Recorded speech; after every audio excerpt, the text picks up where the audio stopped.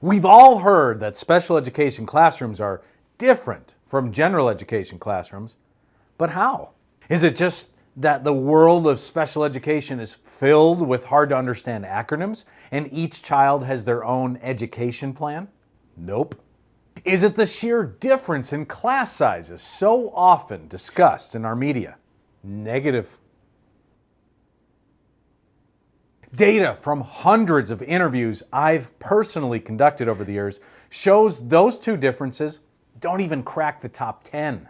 Today, we explore the top 4 commonalities discovered during hundreds of interviews with special educators when it comes to the differences between general education and special education. Welcome to this episode of Special Education Decoded. Being part of an organization that specializes in helping children with special needs reach their excellence through virtual one-on-one individualized education, I have had the opportunity to chat with and interview hundreds of special education teachers over the years. In every interaction, I ask a very specific question. What is the biggest difference between general education and special education? I've tabulated the answers and found that no matter where educators live, there are an awful lot of similarities between their answers. Today, we cover the top 4 common differences between general education and special education,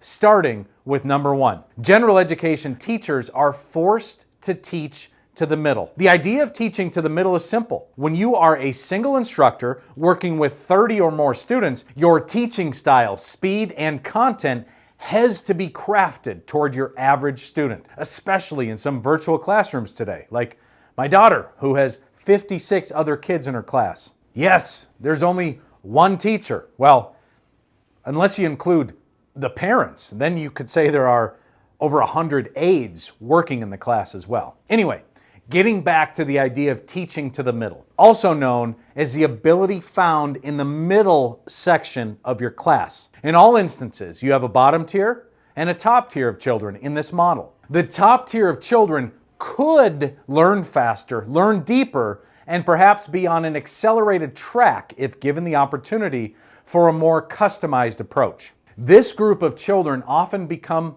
bored. What do children do when they become bored? Well, many act out. Behaviors surface, and if left unchecked or unchallenged, this life track could become dangerous. Plans are typically created for children who act out, but the focus is only on the behavior, not the root cause. Why? Because they have great grades.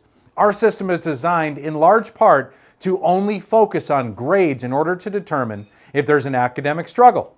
They really don't focus on the opposite of struggle, academic boredom. So what about children below average? These children often simply need to be taught in a different way than average peers. If left unchecked, children who fall into this category start to feel inadequate, isolated, and frustrated. What do children do when they are faced with an onslaught of these types of emotions? The same exact thing their bored peers do. They have a high likelihood of acting out, displaying behavioral challenges, and disrupting the class. If left unchecked, not only do these children not learn, but the trouble they get into often increases with age. In special education, the idea is to focus on A, where the child is academically, and B, how the individual child learns best, and C, have a dedicated personalized plan for their education path called an IEP. Second on our list of differences between general education and special education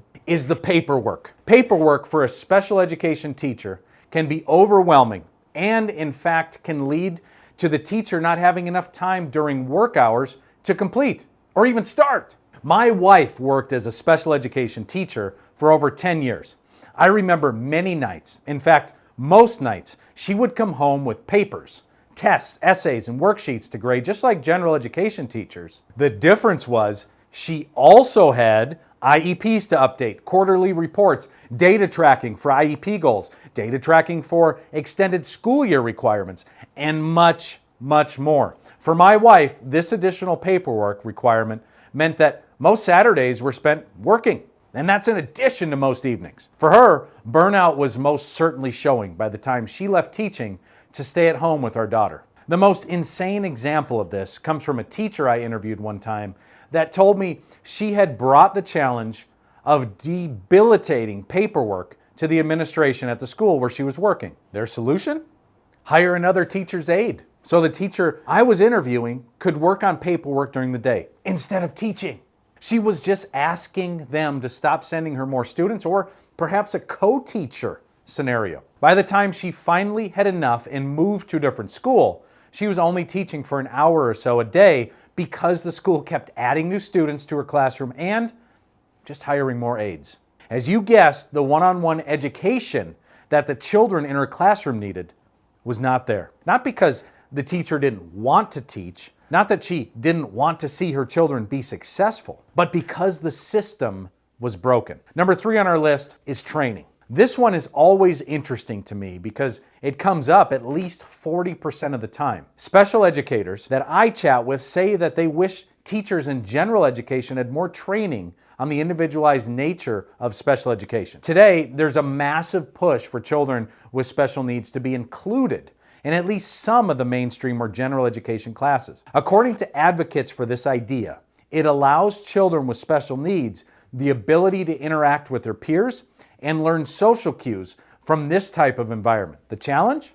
Many general education teachers aren't comfortable teaching children who learn differently. One teacher I interviewed told me that in her school, special educators were constantly called by general education teachers to observe and help a child in their class. The problem?